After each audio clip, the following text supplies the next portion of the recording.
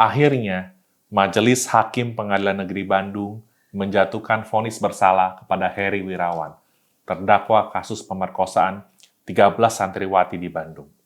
Hukuman yang dijatuhkan kepada Heri Wirawan adalah pidana penjara seumur hidup. Menanggapi vonis tersebut, kuasa hukum Heri menyebutkan bahwa kliennya meminta waktu 7 hari untuk pikir-pikir. Bagaimana kasus dan penjelasan hukumnya? Kita akan bahas topik yang menarik ini dalam acara Training Case.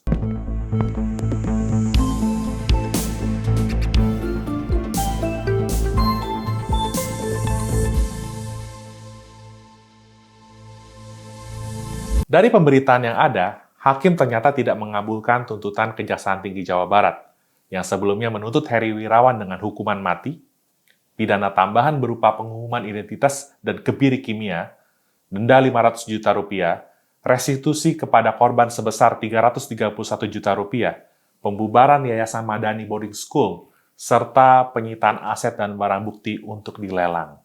Yang menarik, hakim justru malah menjatuhkan putusan mengenai biaya restitusi sebesar 331 juta rupiah untuk korban pemerkosaan agar dibebankan ke Kementerian Pemberdayaan Perempuan dan Perlindungan Anak. Kementerian Pemberdayaan Perempuan dan Perlindungan Anak menyatakan sudah mengetahui putusan mengenai restitusi atau ganti rugi sebesar 331 juta rupiah terhadap 12 korban pemerkosaan Heri Wirawan yang dibebankan kepada institusinya.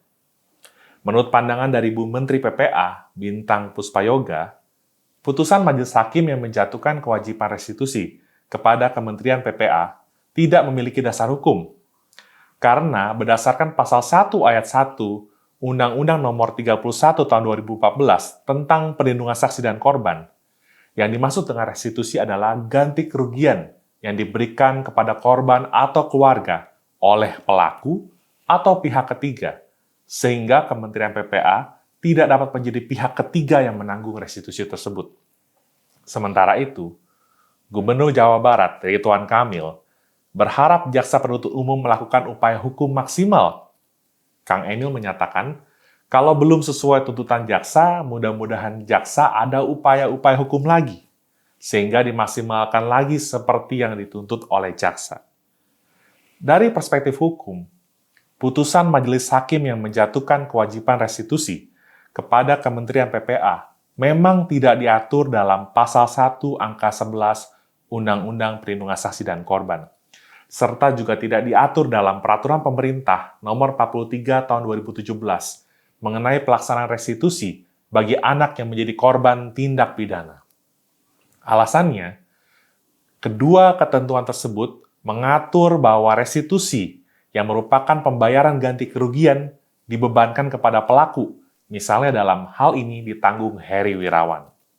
Namun demikian, oleh karena Heri Wirawan divonis dengan pidana penjara seumur hidup atau puna proxima morti, yang secara hukum dianggap paling dekat dengan pidana mati, maka berlakulah ketentuan pasal 67 KUHP sebagai suatu asas yang tidak memungkinkan dijatuhinya hukuman lain, misalnya jika pelaku dijatuhi pidana mati atau pidana seumur hidup. Terlepas dari adanya perdebatan, apakah vonis pidana penjara seumur hidup terhadap Heri Wirawan sudah memenuhi rasa keadilan bagi para korban dan masyarakat? Menurut hemat saya, yang lebih penting saat ini adalah bagaimana para korban bisa segera dipulihkan keadaan fisik dan psikisnya, serta untuk mencegah kejadian serupa tidak terulang lagi. Apabila jaksa penuntut umum pada Kejaksaan Tinggi Jawa Barat mengajukan upaya hukum banding, maka secara hukum, perkara Heri Wirawan ini akan diperiksa ulang, baik fakta maupun penerapan hukumnya. Sehingga saya agak khawatir penegak hukum dan Kemen PPA, serta seluruh pihak terkait akan cenderung terfokus pada pembalasan kepada Heri Wirawan. Untuk itu, seandainya Kejaksaan dan Heri Wirawan tidak mengajukan upaya hukum banding, maka perkara ini akan berkekuatan hukum tetap. Dan soal belum adanya dasar hukum yang mengatur pembebanan biaya restitusi atau ganti rugi sebesar 331 juta rupiah kepada Kementerian PPA, menurut saya akan berlaku adagium judex sed lex laguens, yang artinya hakim adalah hukum yang berbicara. Artinya, beban biaya restitusi atau ganti rugi sebesar Rp331 juta yang dibebankan kepada negara melalui Kementerian PPA tidaklah seberapa dibandingkan dengan tujuan utama yang hendak dicapai, yaitu pemulihan para korban yang membutuhkan hadirnya negara. Dalam video saya kali ini, saya juga hendak menyampaikan strategi kepada kejaksaan untuk mensiasati berlakunya pasal 67 KUHP yang tidak memungkinkan dijatuhnya hukuman lain, yaitu jika pelaku dijatuhi hukuman mati atau hukuman penjara seumur hidup, yaitu dengan memaksimalkan ketentuan bab 13 Kitab Undang-Undang Hukum Acara Pidana atau KUHAP, mulai dari pasal 98 sampai 101 KUHAP, yang mengatur tentang penggabungan perkara gugatan ganti kerugian. Upaya ini dapat ditempuh jika suatu perbuatan yang menjadi dasar dakwaan dalam suatu perkara pidana, misalnya kejahatan seksual terhadap anak yang merupakan kejahatan serius sebagaimana dilakukan oleh Heri Wirawan, ternyata merugikan para korbannya secara perdata, baik material maupun imaterial, misalnya untuk biaya pengobatan dan pemulihan para korban.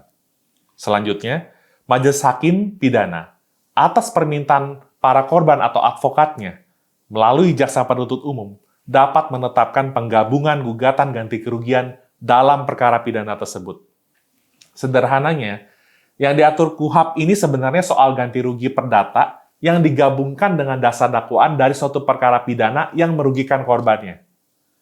Setidak-tidaknya, strategi yang saya tawarkan ini dapat ditempuh oleh kejaksaan sebagai alternatif untuk mensiasati pasal 67 KUHP.